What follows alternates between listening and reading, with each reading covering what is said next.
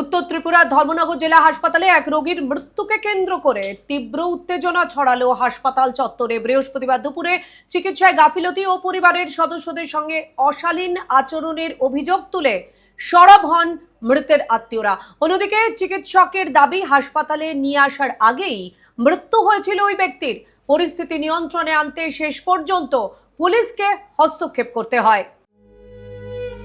ধর্মনগর জেলা হাসপাতালে ফের স্বাস্থ্য পরিষেবা নিয়ে চরম ক্ষোভ ও বিতর্কের সৃষ্টি হলো। ধর্মনগরের বটরশি এলাকার বাসিন্দা 55 বছর বয়সী জালাল মিয়া অসুস্থ হয়ে পড়লে পরিবারের সদস্যরা তাকে দ্রুত ধর্মনগর জেলা হাসপাতালে নিয়ে যান। পরিবারের অভিযোগ, সময় মতো সঠিক চিকিৎসা না পাওয়ায় মৃত্যুর মুখে ঢলে পড়েন জালাল মিয়া। শুধু তাই নয়, চিকিৎসার গাফিলতি নিয়ে প্রশ্ন তোলায় কর্তব্যরত চিকিৎসক ও কর্মী পরিবারের সদস্যদের সঙ্গে চরম অশালীন ভাষায় দুর্ব্যবহার করেন বলেও অভিযোগ তোলা হয়েছে। ইসিজি মেশিন কাজ করে না, কয় ব্যাটারি নাই, এই সেই ব্যাটারি নাই নাই। যে ডক্টর পরিষ্কার করে, একজন ডক্টর আছে হিন্দিতে কথা কয়, সে আমার কয় সে টিপার, খালি টিপার, কিন্তু ইসিজি মেশিন চালাইতে পারে না। এজ এ ডক্টর এরকম অবস্থা, আমরা স্বাস্থ্য এই অবস্থায় আমরা ধর্মনগর, তাও এটা ডিস্ট্রিক্ট হসপিটাল। কি নাম পেশেন্টের? জলালউদ্দিন। তবে সমস্ত অভিযোগ অস্বীকার করেছেন কর্তব্যরত চিকিৎসক। তার পাল্টা দাবি, জালাল মিয়াকে হাসপাতালে আনার আগেই তার মৃত্যু হয়েছিল, ফলে চিকিৎসার কোনো সুযোগই ছিল না। একই সঙ্গে দুর্ব্যবহারের অভিযোগও নাকচ করে দেন তিনি।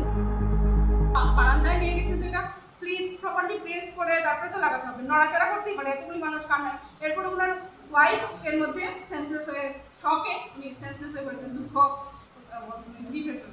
তো কিছু পার্টি থেকে ধরছে, কিছু ধাক্কা লাগিয়ে একটা মানে কন্ট্রোল সিচুয়েশন ছিল না।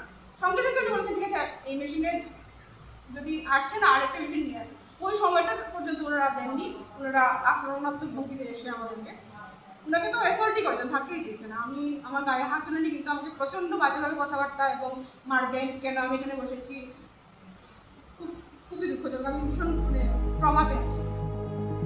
দুই পক্ষের এই পরস্পর বিরোধী বক্তব্যকে কেন্দ্র করে হাসপাতাল চত্বরে তুমুল উত্তেজনা দেখা দিলে ঘটনাস্থলে পৌঁছয় পুলিশ। পুলিশের হস্তক্ষেপে পরবর্তীতে পরিস্থিতি নিয়ন্ত্রণে আসে। এই ঘটনাকে কেন্দ্র করে ধর্মনগর জেলা হাসপাতালের স্বাস্থ্য পরিষেবার মান নিয়ে আবারও প্রশ্ন উঠতে শুরু করেছে। ঘটনার প্রকৃত সত্যতা ও মৃত্যুর কারণ জানতে নিরপেক্ষ তদন্তের দাবি জানিয়েছেন স্থানীয় সচেতন মহল।